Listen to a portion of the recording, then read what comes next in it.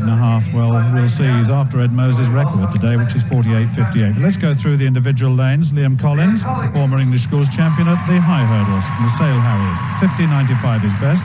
Steve Green, Britain's top junior last season in Cornwall, reached the semi-final of the European under-23s last week. Matt Douglas, well, season's best 49.34 in the heat, is looking good at the right time. Well, Chris Rawlinson, close to his best, and off that platform of around 48.5, I wonder. Blustery conditions, but very capable. Matt Elias, a little bit ragged in qualification, not entirely fit, lacks the edge on the evidence of the heats, but he's a real competitor. Anthony Borsamato from the Sale Harriers, disappointing start to the season, looking a little better now at 49.95 this season. Robert Lewis, silver medalist in the South of England Championships this year. The Bedford Club, 51.11, his personal best this season. Bradley Yand of the Birchfield Club on his home territory, 50.92 this season.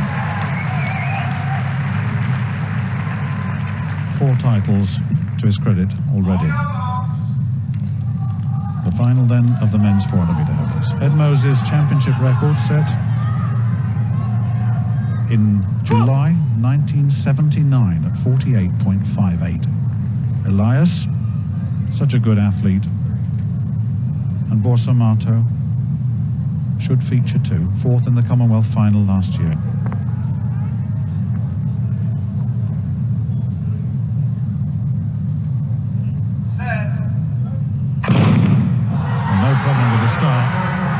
And Rawlinson has gone off very quickly indeed, taking a little bit out of Elias as they go into the back straight.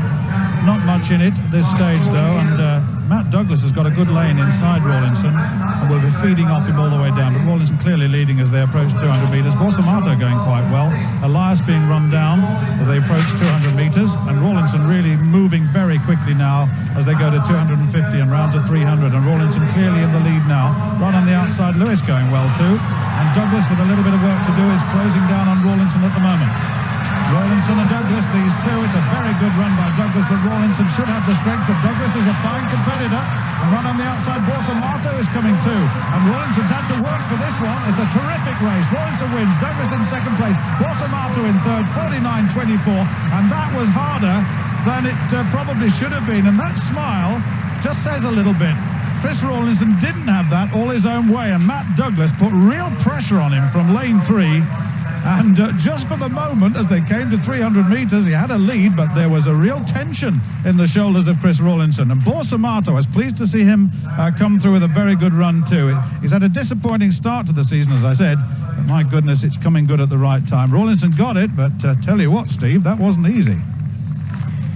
No, it wasn't easy at all. As you said, Matt Douglas really ran a very good race. He had Rawlinson in his sights all the way around.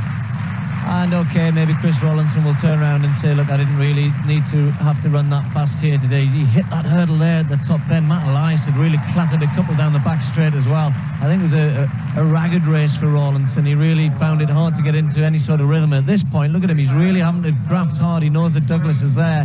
And Douglas is very strong in the home straight. He showed that yesterday in qualifying.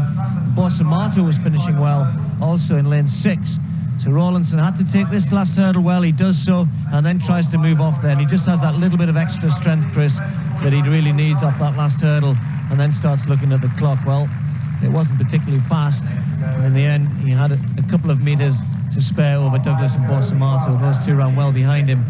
But, you know, it's been a bit of a tough weekend for Chris. He's had a really good season so far up to this point. He's run the quick times. He's pushed himself right into contention for a medal for the World Championships, but that might be just starting to weigh a little bit heavily on his shoulders. He obviously got himself a little bit annoyed yesterday with the officials disqualifying him at first, then he was reinstated. A lot of aggression there, maybe some of that got used up before the race today. But you know that he's now safely on the plane, of course, to the World Championships, and he's got 3-4 weeks to iron out a few of those last few problems. Most dominant force. Okay, well there she is, about to run the final of the 100 metres. So let's join Steve Cran. Thank you, Roger. Joyce Maduaka then.